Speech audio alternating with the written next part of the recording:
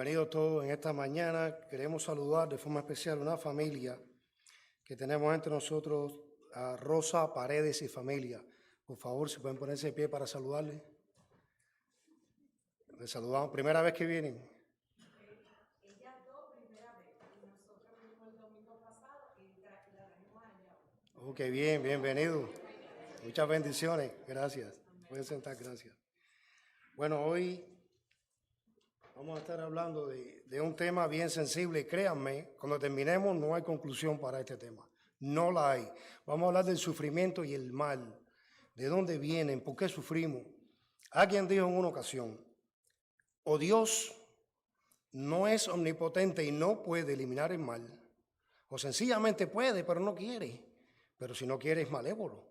Pero si Dios puede quitarnos el sufrimiento y el mal, y no solo puede, sino quiere, entonces ¿por qué sufrimos? Vamos a hablar de eso en esta mañana. Vamos a tener un momento de oración. Padre, gracias por esta mañana. Nuevamente te damos, Señor, y te pedimos, Padre Celestial, que si algún hermano, alguien ha venido, Señor, en esta mañana con una carga, un sufrimiento, un dolor, si a su puerta ha tocado la pérdida o la enfermedad, te pedimos que tú estés con nosotros, Padre, que tú nos ayudes a entender, Padre Celestial, que tu propósito, Padre, está en medio de todo lo que sucede en nuestra vida y tú te glorificas en medio de ella, Señor. En el nombre de Jesús. Amén. Vamos ahí al Evangelio de Juan, capítulo 9, el verso 2. Dice la Biblia en este verso que los discípulos vienen y le preguntan a Jesús, Rabí, ¿quién pecó, este o sus padres, para que haya nacido ciego? El sufrimiento es algo que como seres humanos no entendemos. Yo recuerdo que hace algún tiempo se me acercó una persona y me dijo, oye Ale, tú que estudiaste en la universidad, ¿tú pudieras enseñarme algo de los estoicos? Y le dije, ¿de quién? Espérate, ¿para qué tú quieres saber eso? Y me dice, es que estoy buscando en internet cómo enfrentar el sufrimiento, porque no puedo más, me decía. Y estaba buscando cómo enfrentarlo en una enseñanza estoica antigua. Hace años estábamos de misioneros en un lugar que se llama La Herradura. Y recuerdo que murió la madre de una hermana muy querida y bueno, nos mandan a buscar para estar con ella, para orar por ella y la familia. Y cuando yo llego, estaba la hermana Marisol, la mamá había acabado de fallecer y ella se me cuelga del cuello y llora y me dice, ay Alex, se me fue mi viejita, mira cómo yo la quería. Primo, mis hermanos, qué bueno, está con el Señor, pero hasta que no pase un tiempo, eso no pasa, sí pasa. Porque las pérdidas nunca pasan. Ahora, alguien me preguntó esto en una ocasión. ¿Será cierto que los cristianos estamos destinados al sufrimiento? Un mismo suceso, dice la Biblia en el libro de Eclesiastés, acontece tanto al impío como al Hijo de Dios. Cuando usted va a un hospital, ahí hay gente llorando y sufriendo que son cristianos y que no son cristianos. Cuando usted va a una funeraria, ahí va a encontrar personas cristianas y no cristianas. Un mismo suceso nos acontece a todos. La diferencia está en cómo enfrentamos ese suceso. Pero a todos en algún momento nos va a llegar la enfermedad, el dolor, el sufrimiento o la pérdida. Y a veces viene junto. Alguien me enseñó un refrán que decía, bienvenido el mal que viene solo, porque muchas veces viene todo a la vez. Y alguien me decía, estoy preocupado porque tengo un tiempo de bonanza, todo está bien, me quiere decir que viene algo malo. Por lo general pensamos así como seres humanos. C.S. Lewis dijo en una ocasión que una de las razones por la que Dios usa el sufrimiento para atraernos hacia Él es para destruir nuestro sentimiento de autosuficiencia. Hermanos, si no fuera por el dolor, la dependencia de Dios no la tuviésemos. Si no llega el dolor, si el dolor no toca nuestra puerta, ¿cuándo vamos a tocar nosotros la puerta de Dios? Muchas veces necesitamos el dolor. Y Job, qué gran ejemplo de dolor, dijo, pero como las chispas se levantan para volar por el aire, así el hombre nace para la aflicción, dijo Job. Miren qué estado de depresión tenía Job. Ahora, vamos a ver este pasaje, algo interesante. Los discípulos vienen y ven a una persona ciego de nacimiento. qué dolor, qué sufrimiento. Él era ciego, era también mendigo. No tenía trabajo, no tenía de dónde sustentarse. Pero ¿qué sucede? Desgraciadamente hay personas que ponen más su mirada en el evento que en tener misericordia de la persona. Lo ven ciego y en vez de decir, Señor, ¿cómo podemos ayudarlo? El Cristo que sanaba, le pudieron haber dicho, Señor, sánalo. Sin embargo, le hacen una pregunta teológica. Señor, ¿quién fue quien pecó? Porque este nació ciego. ¿Quién fue, él o sus padres? Señor, ¿de quién es la culpa que ha estado así? Vamos a buscar un argumento teológico a ver por qué la gente sufre en vez de darle la mano, en vez de estar con la persona.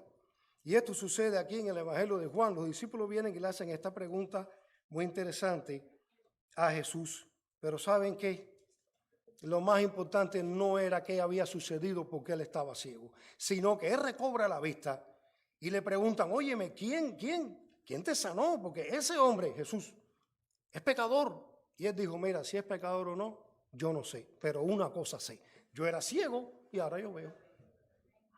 Mira, yo no puedo explicar la Trinidad, yo no puedo explicar cómo es que Dios mandó a su hijo morir en una cruz, cómo Cristo era Dios a la misma vez. Yo no puedo explicar eso, pero yo soy salvo, yo soy cristiano, yo lo amo, yo sé que murió por mí. Hay cosas que no necesitan una explicación, ¿no? Quizás no la van a tener nunca, pero la vivimos como cristianos. Tenemos una experiencia de conversión, una experiencia personal con Cristo que vale más que muchas preguntas que nunca vamos a contestar. Y esto pasó con el sufrimiento de este hombre. ¿Por qué sufre? Y es que esa es la pregunta que nos hacemos. Es inevitable que tú te preguntes, ¿qué mal he hecho? Yo me he acercado a gente sufriendo y me han preguntado eso, ¿qué mal hice para merecer esto? Y esa es la pregunta inevitable. Usted va al médico y le diagnostican algo y una enfermedad, usted sale, se monta en el carro y lo primero que hace es, Señor, perdóname el pecado, si yo me voy contigo, te me contigo. ¿Por qué? Porque nosotros tenemos en nuestro interior, cada ser humano tiene conciencia de Dios y de lo que está bien y de lo que está mal. Nosotros sabemos que el pecado trae consecuencias. Lo que pasa es que no queremos decirle pecado. Queremos eliminar la palabra pecado. Bueno, algún fallo, algún errorcito, pero un pecado, separarte de Dios por un minuto, puede traer consecuencias eternas para toda tu vida. Y vamos a ver ese primer punto. El sufrimiento puede ser consecuencia del pecado. ¿Sufrimos por el pecado? Sí. Vamos a ir por la Biblia, vamos a ir a Génesis. Y vamos a ver ahí a Adán y Eva. ¿Qué sucedió con Adán y Eva en el Edén? Génesis capítulo 3 narra esta historia y sobre todo cómo Dios le da la consecuencia del pecado a los primeros seres que Él había creado. Y hay algo interesante, mis hermanos. Miren, la Biblia dice que Adán y Eva andaban en el Edén ¿cómo? Desnudos. Mucha gente todavía anda así, ¿no? Pero andaban desnudos. ¿Pero qué sucede? Andaban desnudos y no se avergonzaban. Ahí estaban desnudos. Sin embargo, la palabra hebrea para desnudos es una palabra que es arumim. O sea, ellos estaban arumim. Vamos a tener esta palabra en mente. Ellos estaban desnudos y no se avergonzaban. Cuando Dios vio a Adán después del pecado, Adán se esconde y Dios le pregunta, ¿dónde estás tú? Él le dice, me escondí porque estaba desnudo. Él le dice, yo estaba arum, estaba desnudo. Pero cuando la Biblia dice que la serpiente era astuta, dice que la serpiente era arum. O sea que el mismo término hebreo para astuta a la serpiente es el término que se usa para desnudo en el caso de Adán. Es interesante notar esto. Es el mismo término en hebreo. Ahora, ellos pecan, van, se esconden, y dice la Biblia en Génesis 3:16, que le dijo a la mujer, multiplicaré en gran manera los dolores en tus preñeces, con dolor darás a luz a los hijos, y tu deseo será para tu marido, y él se enseñoreará de ti. Después le dijo al hombre, por cuanto obedeciste a la voz de tu mujer y comiste del árbol, que te mandé diciendo, no comerás de él, maldita será la tierra por tu causa. Con dolor comerás de ella todos los días de tu vida. Espinos y cardos te producirá y comerás plantas del campo. Con el sudor de tu rostro comerás el pan hasta que vuelvas a la tierra, porque de ella fuiste tomado. Pues polvo eres y al polvo volverás. ¿Trajo consecuencias el pecado de Adán y Eva? Sí, sí trajo consecuencias, porque tomaron del árbol. Ahora la mujer en sus preñeces daría luz con dolor. Ahora el hombre trabajar la tierra le produciría dolor también, le produciría el sudor de la frente, le iba a dar espinos, cardos. El pecado sí trae consecuencias. Y otra cosa, no la trajo solamente a ellos, sino a toda su descendencia. La Biblia dice que por cuanto como el pecado entró en el mundo por un hombre, Adán, y por el pecado la muerte pasó a todos los hombres, por cuanto todos pecaron. La Biblia dice que la paga por el pecado, ¿qué es? La muerte. El pecado sí trae consecuencias, y le digo algo, si no las trae hoy, las va a traer mañana, porque aún nuestros hijos pueden llevar las consecuencias de nuestro pecado. Así que cuando usted se arrepienta, mire hacia atrás en retrospectiva y mire la situación que tienen sus hijos. Quizás hay algo que usted tiene que pedirle perdón a eso, por ellos. Ahora bien, la Biblia dice en Efesios 2:1 que Él os dio vida cuando estabais muertos en vuestros delitos y pecados. Si Adán pecó y murió espiritualmente, ¿qué fue lo que Adán y Eva dieron a luz? Muertos. Si Adán era un hombre ya muerto espiritualmente, toda su descendencia iba a estar también igual. Todos nosotros morimos muertos espiritualmente. Hace poco leí, cuando una persona es sentenciada a muerte, y ahí está en el corredor por mucho tiempo, cuando lo sacan para ir a morir, esa persona, el pecado me concibió mi madre. Todos nosotros nacemos pecadores.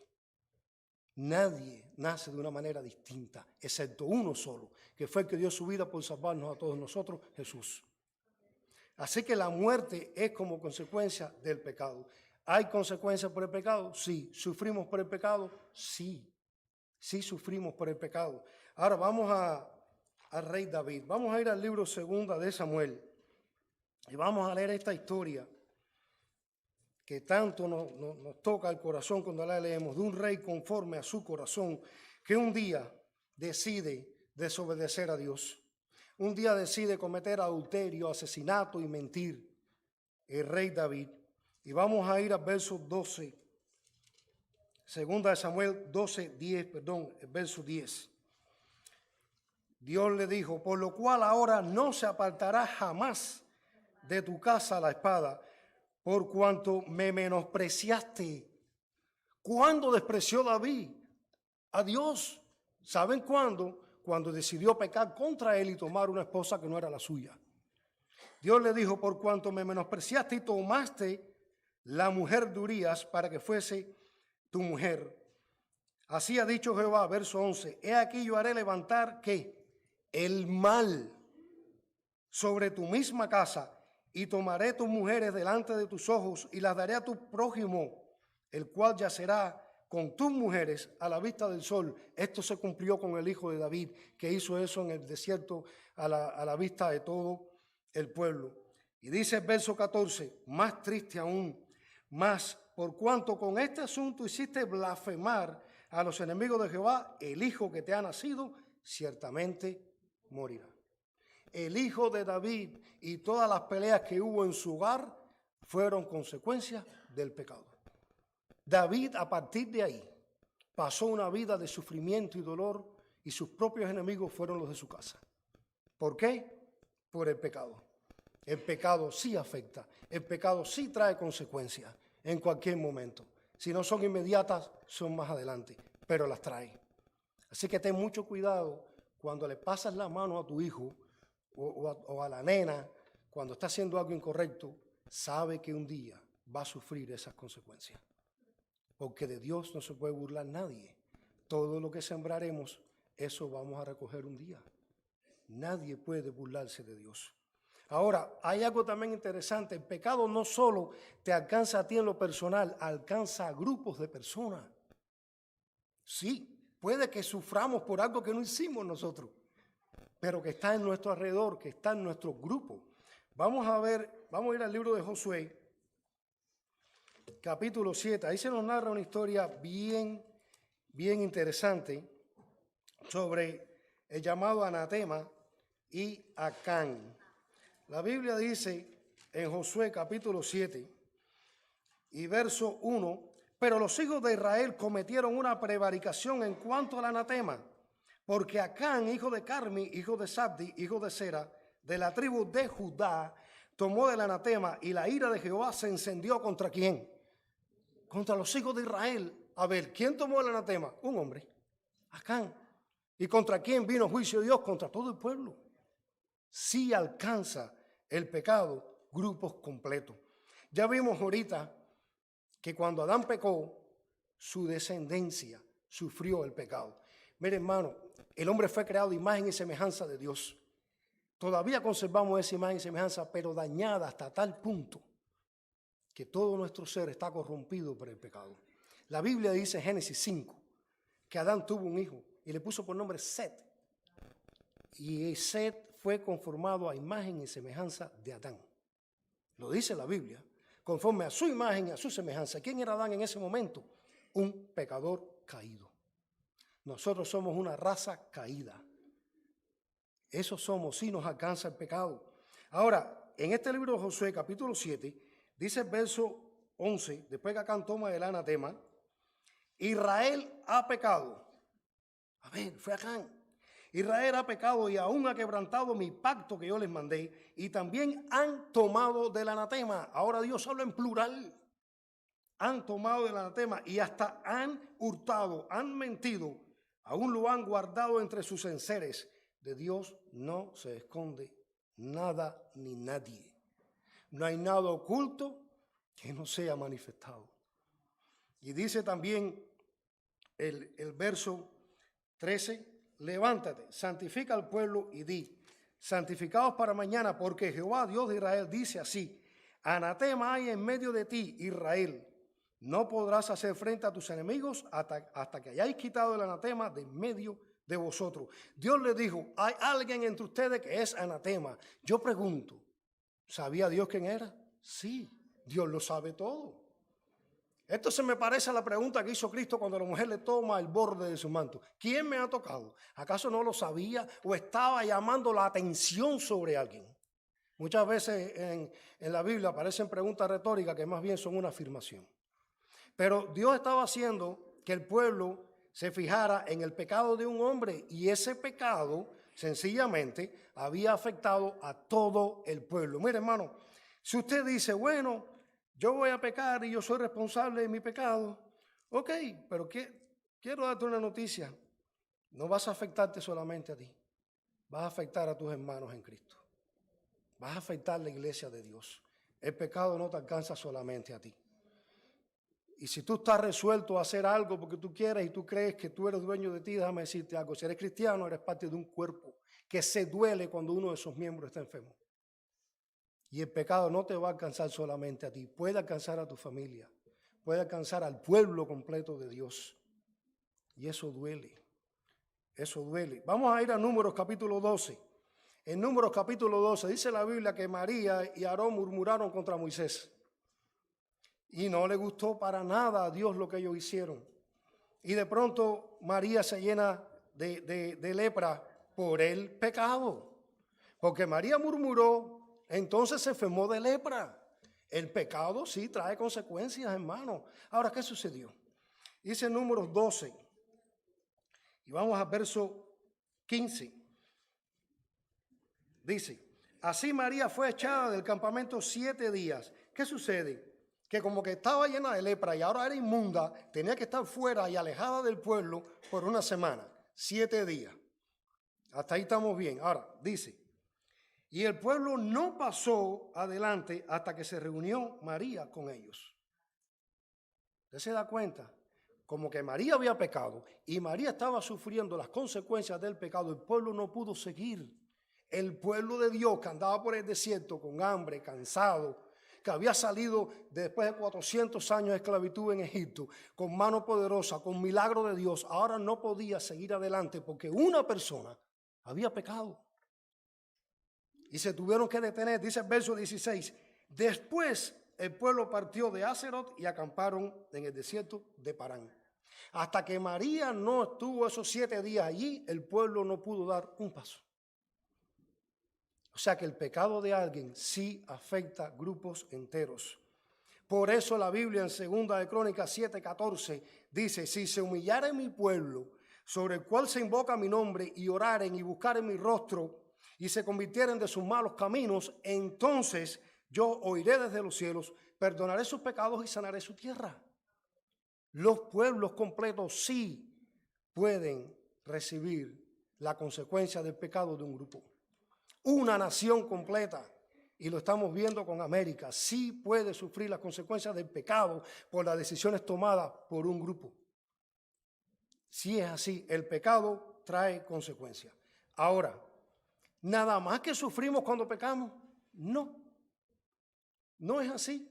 Porque a lo mejor tú me estás escuchando ahí y tú estás diciendo, todo eso está muy bien, mi hermano, pero mira, yo estoy viniendo a la iglesia, alejándome de lo que no me conviene, ahí a todas con Dios, y aún así me ha sucedido esto y esto y esto. Perfecto, porque la única forma de sufrir por un pecado no es en mal y sufrimiento. Mire, hermano, la Biblia enseña que también se sufre por la voluntad de Dios y para honrar y glorificar su nombre. La Biblia lo enseña. Lo que sucede es que para nosotros es difícil entender que el mal y el sufrimiento es algo que pueda venir de Dios, pero sí, Dios se glorifica en medio de todo eso. Vamos a ver en el Evangelio de Juan capítulo 11, mis hermanos, vamos a ver una historia muy interesante. Ahí se encuentra el verso más corto de la Biblia, que dice, Jesús lloró. ¿Qué fue lo que hizo que el versículo más corto de la Biblia ponga a nuestro Señor llorando? A nuestro Señor Jesús. Se puede sufrir por la voluntad de Dios y para su gloria. Sí. Juan 11, vamos a leer el verso 3 y el 4. De pronto Lázaro se enferma primero y después muere.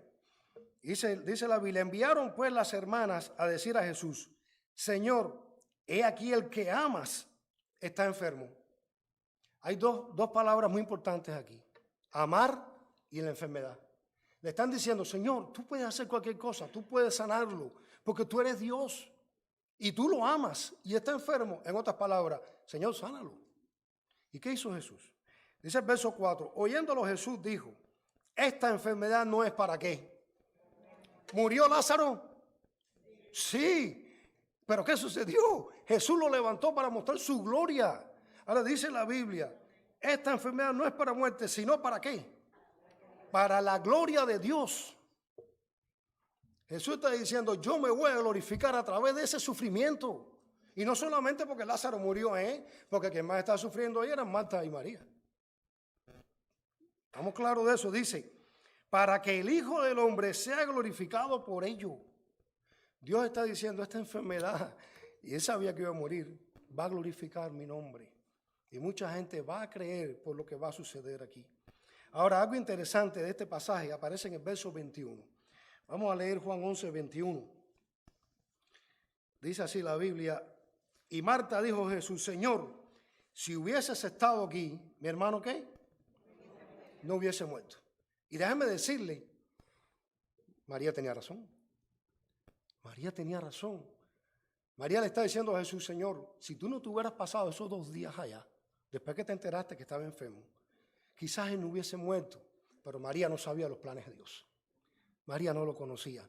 Pero algo interesante, vamos a leer de ese mismo evangelio del capítulo 11, vamos a leer el verso 15. Miren, Jesús le dicen, hey, Lázaro ha muerto.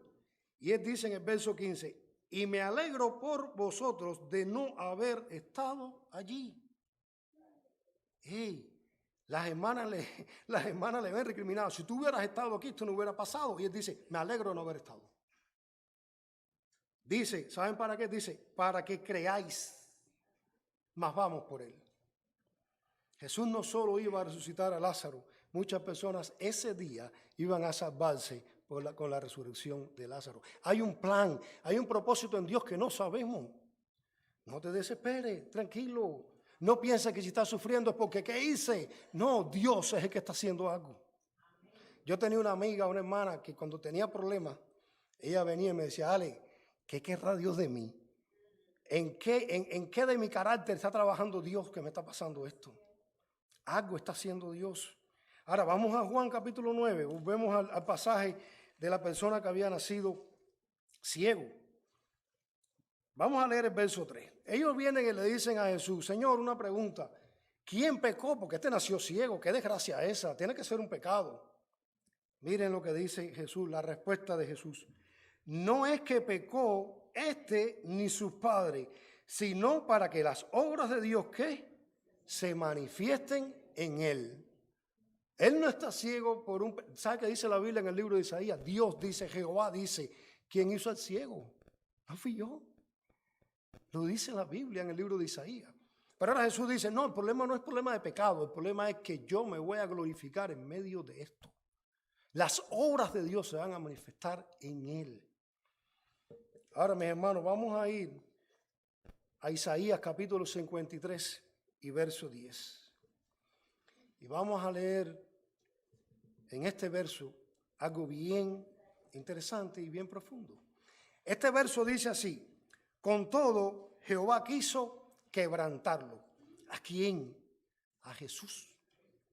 La Biblia está hablando de todo el sufrimiento de Cristo, de cómo fue desechado, varón de dolores, experimentado en quebranto. Y ahora dice la Biblia, con todo eso que sufrió el Cristo, Jehová quiso quebrantarlo. Era la voluntad de Dios que Cristo sufriera en una cruz.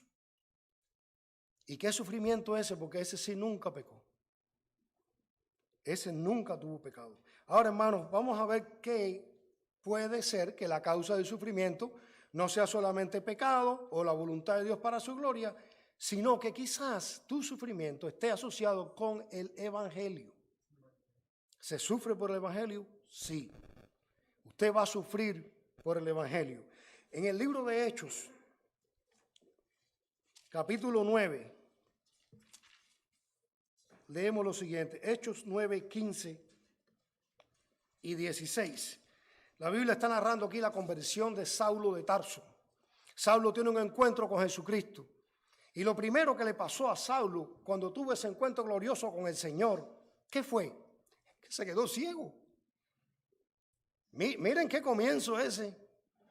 A lo mejor usted dice, óigame, me entregué al Señor y ahora me botan del trabajo y ahora me pasa esto y ahora, no sé, me deja la novia, cualquier cosa. ¿Sabe lo que le pasó a Pablo? Lo primero, se quedó ciego.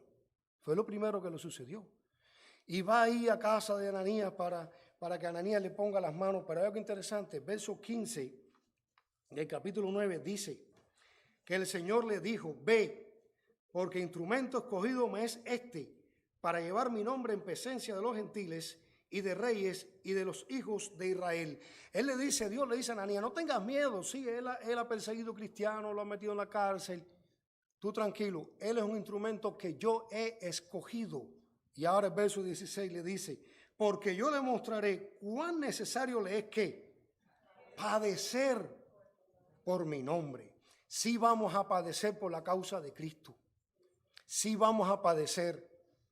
Amados hermanos, si hay aquí, yo creo que sí, algún cubano que conoció a Jesucristo en medio del sistema comunista de los años 70 y 80, sabe que para entrar a una universidad casi que te obligaban a negar a Dios.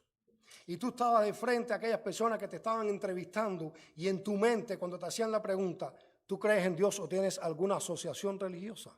En tu mente quien estaban eran tus padres que te habían dado hasta lo que no podían y te habían alimentado porque el sueño de ellos era que tú fueras alguien supuestamente graduándote en una universidad. Es triste pasar por eso.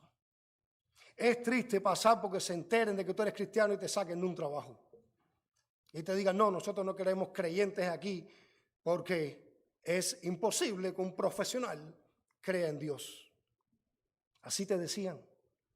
Y muchas cosas más, sí se sufre por el Evangelio. Lo que pasa es que en América estamos tan cómodos y hemos aceptado un cristianismo tan cómodo que cuando nos hablan de sufrimiento eso no está en nuestra cosmovisión. Pero sí. En Irán hay mucha gente asesinada por su creencia. En China encarcelado, mandado a trabajo forzado todavía en este siglo. Todavía en este tiempo por solamente profesar una fe en Jesucristo. ¿Qué pasará el día de mañana si en América comienzan a perseguir los cristianos? Si nos quitan el aire acondicionado de la iglesia, si no tenemos la gasolina para venir. ¿Qué va a pasar? ¿Qué va a pasar? Usted sabe que actualmente hay personas que caminan millas bajo el sol para ir a una casita de madera a escuchar la palabra de Dios. Y nosotros estamos tan cómodos. Por eso cuando se nos habla de persecución, eso está lejos de nosotros. Porque la Biblia dice que vamos a perecer por causa del Evangelio. Vamos a 2 Timoteo. El apóstol le escribe a un joven pastor. Y 2 Timoteo, capítulo 3, y versos del 10 al 12, leemos. Porque tú, le dice Pablo a Timoteo, tú has seguido mi doctrina, conducta, propósito, fe, longanimidad, amor, paciencia. Y después le dice, persecuciones, padecimientos, como los que me sobrevinieron en Antioquía, en Iconio, en Listra, persecuciones que he sufrido, y de todas me ha librado ¿quién? El Señor. Pablo le está diciendo a Timoteo, sí, tú ves que he sido llamado a ser apóstol y tú has visto la doctrina que enseño y has sido ejemplo de mi conducta, pero también has visto cómo he sufrido y cómo he padecido. No puede haber un siervo de Dios sin tener padecimiento y sufrimiento, porque un siervo de Dios tiene que depender 100% todo el tiempo, 24/7, de su Dios que lo llamó. Y ahí viene el sufrimiento y ahí vienen los problemas. Pero eso es una de las marcas de que somos hijos de Dios, que sufrimos por Él y sufrimos por el Evangelio. También, amados hermanos, en Juan capítulo 16, Jesús nos dice, en el mundo tendréis ¿qué? Aflicción, pero confiad, yo he vencido al mundo. Jesús nos está aclarando eso. En el mundo van a tener padecimiento, van a sufrir, van a tener aflicción. Y en el Evangelio de Mateo, capítulo 5,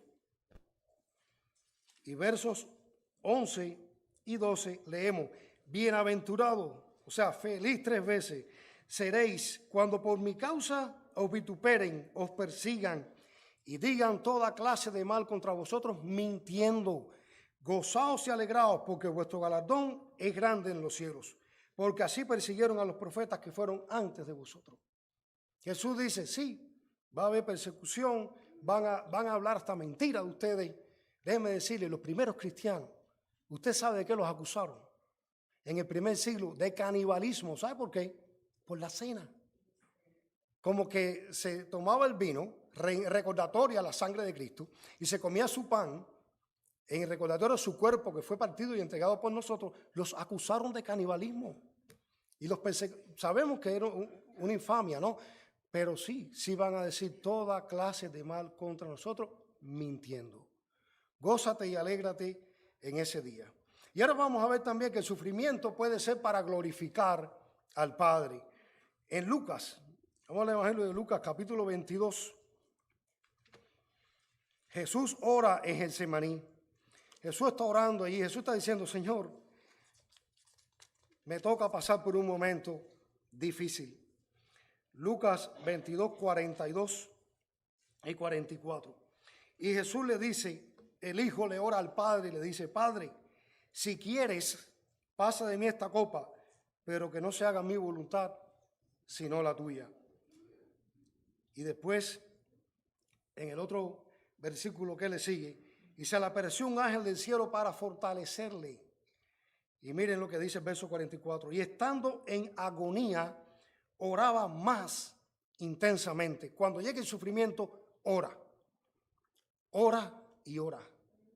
Y no pienses en que vas a tener un resultado, piensa en que Dios está haciendo algo a través de esa oración.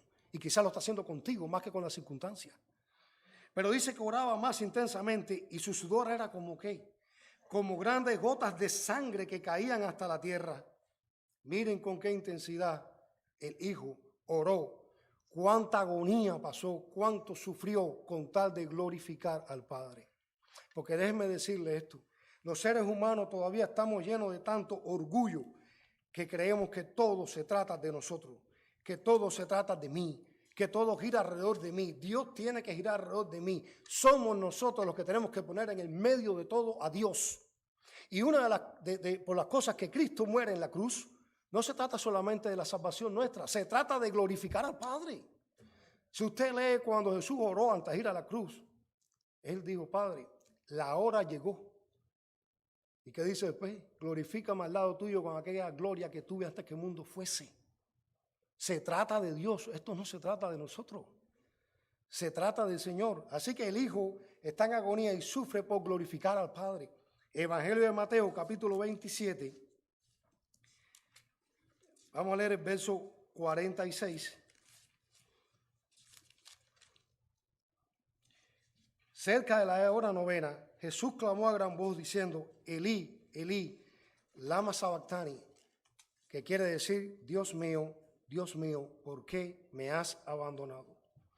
Déjeme decirle algo, si tú crees que estás sufriendo, piensa en aquel que nunca pecó, que nunca tuvo pecado, que nadie lo pudo acusar de nada, que siempre complació al Padre, que ahora está complaciendo al Padre, pero que está sufriendo no solo las espinas de la corona, no solo los clavos de las manos y los pies, no solo el costado traspasado, está sufriendo cargar consigo nuestros pecados, la culpa de nuestros pecados. Él está sufriendo eso y el abandono de un Dios que está airado contra el pecado. Y ahí el Cristo estaba soportando todo eso por ti y por mí. ¿Quiénes somos nosotros para no sufrir? ¿Por qué no? Si aquel que era santo, limpio, justo y sin pecado, sufrió por mí y padeció todo por mí. Gloria a Dios lo que venga a mi vida de parte de Él, lo que sea. Ahora vamos al Evangelio de Juan, capítulo 17, verso 1. Jesús dijo estas palabras. Estas cosas habló Jesús y levantando los ojos al cielo, dijo, Padre, la hora ha llegado. Jesús iba a la cruz, iba a morir de una forma horrenda. Y dice, glorifica a tu Hijo para que también tu Hijo te glorifique a ti. En este caso el sufrimiento no tenía que ver con un pecado, tenía que ver con el Hijo glorificando al Padre. Ahora algo interesante, mi hermano, por lo que estés pasando, Dios es soberano sobre el mal. A Dios no lo coge nada de susto. Dios no se entera de nada mañana. Si tú vas al médico y una placa sale mal, un análisis de sangre, y tú oras, ten presente esto, ya Dios lo sabía. Dios no se entera de nada en último momento. No hay nada que lo agarre de susto, pero tranquilo, Dios tiene un plan. Dios está en control, porque Dios es soberano sobre el mal. Miren, Dios es soberano. El faraón egipcio no dejó ir al pueblo, pero Dios estaba ahí. Dios estaba cuidando su pueblo, aun cuando estuvo 400 años esclavo en Egipto. Fueron esclavos todo ese tiempo, pero Dios mostró su poder cuando abrió el mar rojo en dos y dejó pasar al pueblo. Lo que pasa es que Dios es soberano sobre todo acontecimiento, no solo porque el pueblo de Egipto pasó por el medio del mar, no, también es soberano sobre los egipcios que murieron cuando el mar volvió a su lugar. También lo es sobre eso. Dios se glorifica en los que se salvan y en los que no también, porque Dios, a Él la gloria. Dios es soberano sobre lo que sucedió con José. Lo vendieron, lo metieron en una cisterna para matarlo. No tenía agua y entonces lo vendieron. Y por allá se pone tan fatal el muchacho que lo acusan de algo que no había hecho y termina en la cárcel. Pero Dios estaba ahí. En todo momento dice la Biblia y Dios estaba con José.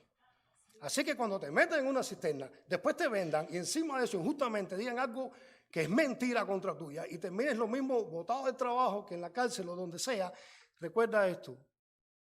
Dios está ahí. Dios está en ese momento. ¿Y saben qué?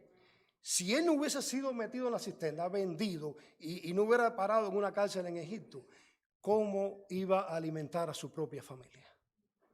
Dios es soberano sobre todo lo que nos sucede. Dios es soberano aún sobre el mal. José pudo salvar a su pueblo de la hambruna. ¿Qué clase de líder hubiera sido Pablo, el apóstol, que dijo, Señor, tengo un aguijón que tengo que pedir, te he rogado que me lo quite? Y Dios le dice, no, porque si te lo quito te vas a exaltar por las revelaciones que yo te doy. Y eso te va a permitir seguir dependiendo de mí. Así que había un dolor en el apóstol Pablo que Dios no se lo quitaba. Y esa era la principal causa de dependencia del apóstol para Dios. No quiero exaltarme con las revelaciones que Dios me da. Así que me ha mandado un mensajero de Satanás para que me abofetee. Algo que me está recordando, mira, mi hijo, tú eres mi hijo, porque yo te llamé, eres apóstol, porque yo te llamé, eres lo que eres por mi gracia, no por ti. Y te lo voy a recordar cada ratico para que venga ese mensajero y te dé 2 o 3 bofetadas. Y así nos pasa todo. No tenemos algo que sea nuestro, todo lo que tenemos nos lo ha dado Dios. Y cuando se nos ocurre dando la gloria a nosotros y quitársela a Él, va a venir un mensajero de Satanás, te va a bofetear para que tú dependas del que tienes que depender. De aquel que te ha dado lo que tienes. Y eso sucedió con el apóstol Pablo. Podemos sintetizar, mi hermano, la soberanía de Dios sobre el mal en Génesis capítulo 50. Vamos a los últimos capítulos de Génesis. Y quiero que leamos estas palabras. Génesis capítulo 50 y verso 20. Dice así la Biblia. Miren lo que dijo José. Vosotros pensaste mal contra mí, mas Dios ¿qué? Lo encaminó todo para bien. José no dijo, algunas cosas Dios las arregló. No, José dijo, ustedes pensaron hacerme mal. Me lo hicieron, pero Dios lo encaminó todo para bien. ¿Para hacer qué? Para hacer lo que vemos hoy, para mantener en vida a mucho pueblo. Cuando estés sufriendo algo, no te preguntes por qué, pregúntate para qué es esto que estoy sufriendo. ¿Para qué? Dios puso a morir a Cristo en la cruz y nosotros somos salvos hoy.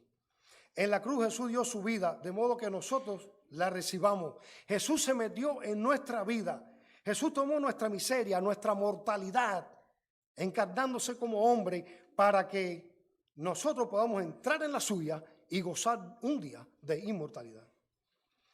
Jesús se metió en la miseria humana para poder salvar al hombre de su miseria, al ser humano. Miren, hermano, en una ocasión, no sé si han oído hablar de las depresiones de Lutero. Martín Lutero, el gran reformador, él tenía cuadros depresivos y se metía en su cuarto y no salía. Y un día, la esposa de Lutero viene y le dice, Martín, ¿te enteraste? ¿Qué pasó? Se murió Dios. Y Lutero, que era tan celoso por la escritura, sale y le dice, ¿quién te ha dicho tal blasfemia? Y él le dice, no, nadie, tú. ¿Yo? Dice, sí, cada vez que te deprimes de esa forma y te metes en tu cuarto y no quieres salir ni hablar con nadie, estás mostrándole al mundo que Dios está muerto. Porque Dios puede hacer lo que sea en medio de tu sufrimiento. Porque hay algo, alguna razón, algún propósito que tú no conoces, pero que Dios tiene a través del mismo. Es más importante reconocer que Dios está a través del sufrimiento que ponerte a pensar cuál es la causa de esto. Ponernos a pensar cuál es la causa nos va a deprimir y no nos va a llegar a ninguna parte. C.S. Lewis dijo, Dios nos susurra en nuestros placeres, habla a nuestra conciencia, pero grita en nuestro dolor. El dolor es su altavoz para despertar a un mundo sordo. Vamos a buscar ahora, vamos a ir a Isaías 53. Ahorita hablamos de este pasaje, pero queremos leer, amados hermanos, porque aquí se relata el sufrimiento de Cristo. Aquí se relata cuánta agonía tuvo Jesús. Isaías capítulo 53 dice así. Vamos a leer, hermano, vamos a leer del verso 3 en adelante. Y miren la descripción que da este pasaje de Jesucristo. Este pasaje es mesiánico. Está hablando del Mesías, está hablando de Jesús. Este pasaje profetiza, predice de antemano lo que iba a suceder con el Mesías en la cruz. Dice el verso 3, despreciado y desechado entre los hombres, varón de dolores. Y dice, experimentado en quebranto. O sea, tiene un PhD en dolor y en angustia. Experimentado en quebranto. Dice, y como que escondimos de él su rostro, fue menospreciado y no lo estimamos. Ciertamente llevó él que nuestras enfermedades, sufrió nuestros dolores, y nosotros le tuvimos por azotado, por herido de Dios y abatido. Mas él herido fue por nuestras rebeliones, molido por nuestros pecados. El castigo de nuestra paz fue sobre él, y por su llaga fuimos nosotros curados. Y después dice, respecto a nosotros, todos nosotros nos descarriamos como ovejas, cada cual se apartó por su camino, mas Jehová cargó en él el pecado de todos nosotros. Angustiado él y afligido no abrió su boca. Como cordero mudo fue llevado al matadero, y como oveja delante de sus trasquiladores, enmudeció y no abrió su boca. Por cárcel y juicio fue quitado, y su generación, ¿quién la contará? Porque fue contado de la tierra de los vivientes, y por la rebelión de mi pueblo fue herido. Y el verso 10 dice, con todo eso Jehová quiso quebrantarlo, sujetándole a padecimiento, cuando haya puesto su vida en expiación por el pecado. Miren, hermano, Jesús sufrió en una cruz. Antes de ir a esa cruz oró y dice que como grandes gotas de sangre era su sudor. Jesús se angustió hasta lo sumo, hasta lo último, por ti y por mí. Cuentan que en una ocasión una mujer viene y le dice a Spurgeon, yo no entiendo cómo es que mucha gente se va para el infierno y otros se salvan. Y él le dijo, mira, yo sí entiendo por qué mucha gente va para el infierno. Yo sí entiendo por qué el pecador va para el infierno. Lo que no entiendo es cómo un pecador puede ser salvado y que eso cueste la sangre de su único hijo. Eso es lo que no entiendo, y eso fue lo que hizo Dios. Nosotros a veces tenemos la perspectiva equivocada. Para que nosotros estemos hoy gozando de una salvación tan grande, murió Jesús, sufrió Jesús, fue angustiado, traspasado. Mi pregunta es, mire hermano, si tú estás aquí, o mi amigo en esta mañana, ya casi tarde ahorita, y no has hecho una decisión por Jesucristo, quiero decirte algo, es lo único que vale la pena. ¿Sabes por qué? Porque es lo único que trasciende. Un día aquí no vamos a estar. Y ese día puede ser hoy, pero un día, porque nuestro cuerpo tiene fecha de expiración. Un día no vamos a estar aquí. Y cuando mires para atrás, si te encuentras un día ya al final de tu vida, necesitas hacerte esta pregunta. ¿Y qué? Nada tiene sentido sin Dios. La vida no tiene sentido sin Cristo. Si mucha gente hoy, muchos ateos, están en su mente preguntándose qué hacer con Dios, es porque en su mente hay dos cosas. Una, sienten que algo le falta. Y dos, saben que hay algo que trasciende. La vida no termina ahí. Hay más y está en Cristo. Quiero terminar con este versículo que me acompañó años en Cuba. Años. Hay un pasaje de la Biblia que dice que aunque falte todo, con todo eso nos vamos a alegrar y nos vamos a gozar en el Señor. Y cuando yo recuerdo que viviendo en aquella incertidumbre, no solamente una miseria física que se vive allí, sino también espiritual, yo leí este verso casi todos los días. Casi todos los días en aquel lugar. Déjenme decirle, yo tenía una casa de madera que yo para ir de la sala, literal, de la sala al baño tenía que usar una sombrilla. La casa se mojaba más adentro que afuera. Eso, yo vivía así meses. Una sombrilla para ir al baño dentro de mi casa. Pero este verso me acompañó siempre mucho. Y yo quiero dedicártelo hoy. Y quiero que cualquiera que sea tu situación, vamos a buscarlo, Habacuc 3. Cualquiera que sea la situación por la que estás viviendo, quiero que leas este versículo. A mí me sostuvo, no fue que me ayudó, no fue que me dio una ayuda emocional, no, me sostuvo literalmente. Habacuc capítulo 3, del verso 17 al 19 dice esto. Quiero que todos lo tengan ahí. Hermano, subráyalo, tenlo ahí en tu Biblia. Dice, aunque la higuera no florezca, ni en las vides haya frutos, aunque falte el producto del olivo, y los labrados no den mantenimiento, y las ovejas sean quitadas de la majada, y no haya vacas en los corrales, con todo que yo me alegraré en Jehová, y me gozaré en el Dios de mi salvación. Dios nos bendiga mucho, hermano. Muchas bendiciones.